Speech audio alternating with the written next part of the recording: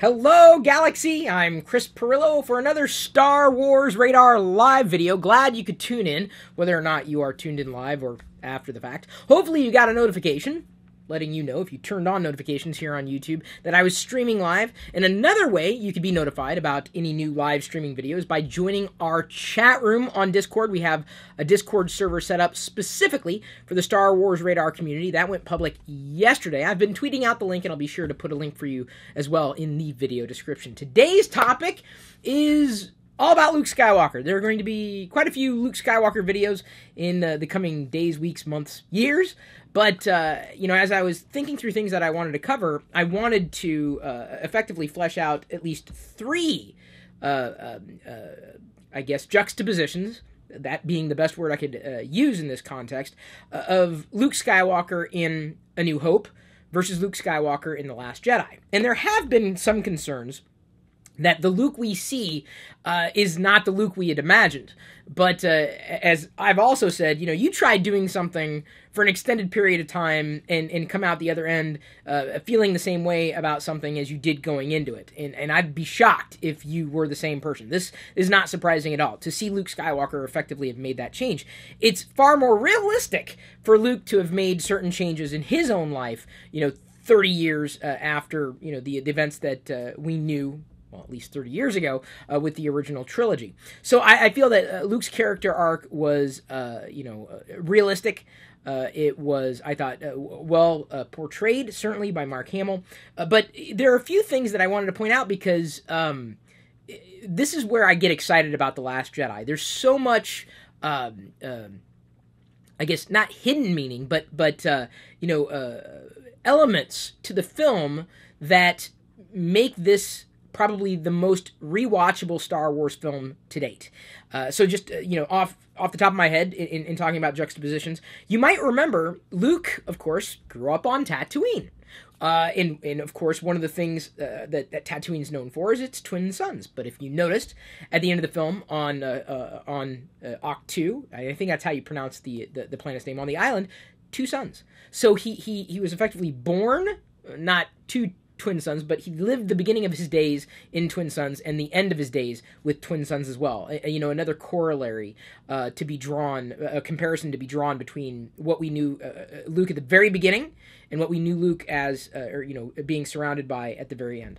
Another juxtaposition that's more dramatic, or at least a stark contrast, he grew up on a desert planet.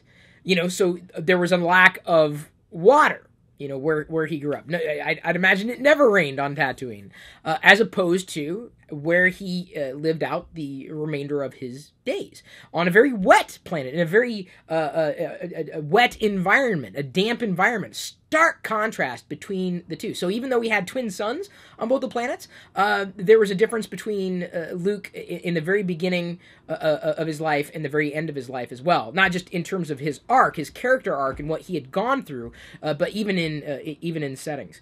Another juxtaposition that I thought would be interesting to call out is that Luke felt like he was lost in A New Hope without Ben Kenobi, right? He looked up to Ben as a mentor, the person who would train him in the ways of the Force, as opposed to the end of Luke's life, where Luke was playing that Kenobi type of figure to Rey, in the sense that he was sought after instead of being the one who was seeking.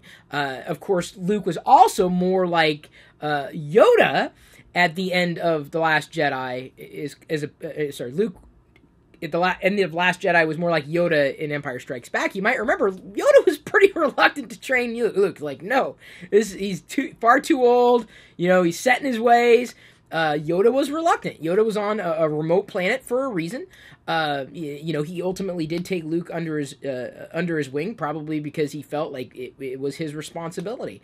For a lot of different reasons that I'm sure we can get into. But just some interesting contrasts with earlier films, or comparisons, juxtapositions between Luke's environment, Luke's character arc. There are a lot of comparisons that could be drawn, similarities and differences. This is just like top level stuff, and like I said, I'm sure there are more that could be talked about, and I'm sure you'll mention them in the comments below. But this is where I feel we can dive a little deeper into some of these characters that we've known for some time, like Luke Skywalker or like Leia Organa. I am kind of formulating a similar type of list for Leia. It's interesting that she identifies as Organa, because of course that's how she was raised, as opposed to Skywalker. She knows she has Skywalker blood, but she doesn't call herself Leia Skywalker. She's never referred to that way. It's now General Organa. Just interesting, and I'd be curious to know, and maybe this backstory as to why she went that path with how she preferred to be called, probably closer to her identity. She probably, in terms of her character, was more like an Organa, not royalty, but specifically in how her father served the Senate, than she was like a Skywalker, doing battle with her Force powers, which now we know to be innate in her. So, interesting juxtapositions, and I think, if we just continue to think down this path, we can see not just how far Luke's come, but maybe how the more things change, the more they stay the same. This is where it's always fascinating to me. This is where I think there are many layers to The Last Jedi. So now I've reached the point, after we've kind of covered the topic, or at least to the best of my ability, where I get to talk about some stuff that I found or have picked up recently. I have not, even though I am an adult fan of Lego, huge fan of Lego, I have not picked up every single one of the Lego buildable figures, because they're a little expensive in terms of the value that I might see from them. But I got the Baze Malbus here for $5.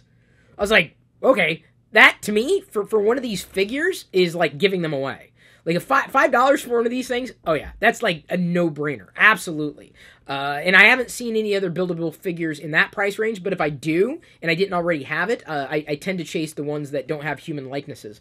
But if I don't have, another one, and I find it at $5, I'm prone to pick it up. And these I've seen on sale at a variety of locations, a variety of stores, a variety of web fronts. I believe I already have the Scarif Trooper, but not Chirrut Imwe, which I would need next, to go with it. Can't have a Baze Malbus without a Chirrut Imwe. They go, together like peanut butter and chocolate right there. $5. An amazing, amazing deal.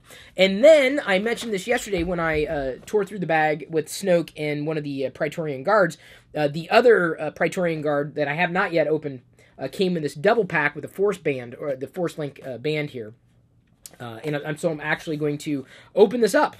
And so I'll be able to stand all three of the Praetorian Guards together for the first time. Take a picture. I will take a picture for everybody. Just a second. Let me flip back over here. Okay. I want to make sure that I'm seeing the live chat. Are there any other questions as this slips out? Is this going to work? I'm just going to have to destroy the box, I feel. Okay, there's the Force Link band. This will make the second one? No, third one now that I have, which is nice because Jedi, my daughter, loves picking it up and playing with the figures because she knows she can make sounds with the figures. I probably could have torn through the box, but I guess I didn't need to. This, I also believe, is the only way of getting the First Order Executioner, which, as I also mentioned yesterday, as discovered in the visual dictionary, is actually a rotating person. The only character to know who the executioner is for the day is effectively the squad leader. This piece came apart here. Let me see. Can I get it back on? There we go. Had to find the right spot. Okay. I don't know why this comes apart. Why wouldn't this just be one piece, people? Kind of neat. The axe. Oh yeah. I don't know if I'm going to be able to put it together on the live video, but I'll get it together. I don't think it's broken. I think it just came apart. And the First Order Executioner, the unknown, the anonymous Executioner there with the black stripe. Very elegant. Very nice. And then we also have the weaponry there. I don't think that's as fascinating. I think that the axe is the most fascinating part of that particular character. We have a couple of the weapons. Actually, this is the same weapon. What's neat about this particular First Order Praetorian Guard, not only does his mask kind of lip out there at the top as opposed to the other ones, but this is the same weapon in a different state. And you might remember this was the weapon that he basically shot it through, caught Rey, and then was he was pulling her back like that. Amazing scene. But we have the same weapon in a different state. They of course don't glow. That would be kind of neat, but I don't know how they get batteries into an accessory this small. Either way, to my knowledge, there are only 3 sculpts of the various Praetorian Guards, and also to my knowledge, there were only pairs of 4. So there were 8 total pairs of 4. I don't know if that 4th one is any different. I guess I've only seen 3 different helmet sculpts. Some people have equated the design of this to like lobsters, but from my understanding, again from the Visual Dictionary, having these different segments also makes them a lot more nimble in terms of being able to maneuver in a higher degree. Mark Flores came in with a super chat. He says, "Happy holidays to you, Chris, and your family." Thank you for the super chat. I do appreciate it. Shirag Badkar, who is one of the moderators in the Discord chat, says, "Also, do you think we've seen the last of DJ?" I don't think so. I think that's not the last of him. I don't know where he's going to play in again, and again, it's just a minor role, but I think he did what he needed to do as a character in the movie, much like Maz Kanata in the Last Jedi. Some people have suggested that Maz Kanata's role in The Last Jedi could have been done by a Lando Calrissian, although that would require Lando to be pulled into the story in a weird way. It wouldn't have worked as easily as Maz Kanata, where Finn had already established somewhat of a relationship with Maz previously. So anyway, that's what I have for everybody today. I'll be back again tomorrow, much like Frosty the Snowman. I'll be back again someday tomorrow. Talking about a different topic, diving a little deeper into some thoughts that I might have had around a particular topic. If you have any other topics to recommend, feel free to posit them as comments. I'd be happy to cover them. And I can't believe it. I actually put this together without looking at it. It's a neat little accessory. I like it. I like it a lot. I have the Hot Toys version. I don't know if you ever saw that photo posted to my Instagram feed for Star Wars Radar. But thank you for following. Thank you for tuning in. Thank you for fanning out with me. Very happy to have everybody fanned out throughout the galaxy. Happy to talk about this stuff just about every single day. So thank you for your support. Thank you for subscribing. Thank you for liking. Thank you for sharing. I love you. I appreciate you. And at this point, I'm going to leave you to your own devices. May the Force be with you.